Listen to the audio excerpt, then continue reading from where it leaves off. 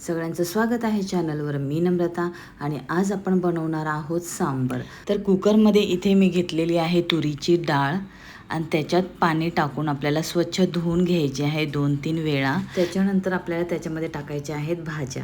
तर भाज्यांमध्ये मी घेतलेलं आहे वांगी, बटाटा, भोपळा, टोमॅटो, कांदा आणि इथे आपल्याला पाणी टाकून ही डाळ शिजवून घ्यायची आहे. 4 ते 5 शिट्ट्या घ्यायच्या. इथे आपली डाळ शिजलेली आहे. तुम्ही बघू शकता एकदम गाळ झालेला आहे. भाज्या पण एकदम गरगरीत असे शिजलेल्या आहेत. डाळ आणि भाजी मी एकजीव करून घेतलेली आहे. आता देऊया फोडणी. तर फोडणीसाठी कढईत घेतलेलं आहे तेल. तेलात टाकलं आहे कढीपत्ता, मोहरी आणि थोडीशी हिंग टाकायची आहे आणि टाकायच्या आहेत लाल मिरच्या. त्याच्यानंतर मी टाकलेलं आहे शेवग्याची शेंग. तर शेवग्याची शेंग मी डायरेक्ट कुकरमध्ये लावली नव्हती कारण ती एकदम गरगरीत शिजून जाते. त्यासाठी मी अशी हिला फ्राय करून घेतली आणि त्याच्यानंतर टाकायचं आहे लाल तिखट आणि हे सगळं आपल्याला स्लो गॅसवर करायचं आहे. लाल तिखट झालं की टाकायचं आहे आपल्याला सांबार मसाला पावडर.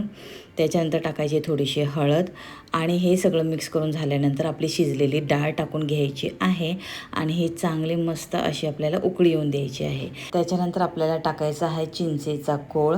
त्याच्यानंतर टाकायचं आहे आपल्याला मीठ आपापल्या आवडीनुसार आणि त्याच्यानंतर कोथिंबीर टाकायची आहे बारीक बारीक चिरून. आणि हे सगळं टाकल्यानंतर आपल्याला खळखळून अशी ही सांबार उकळून घ्यायची आहे कारण शेवग्याची शेंग आपल्याला शिजवायची आहे.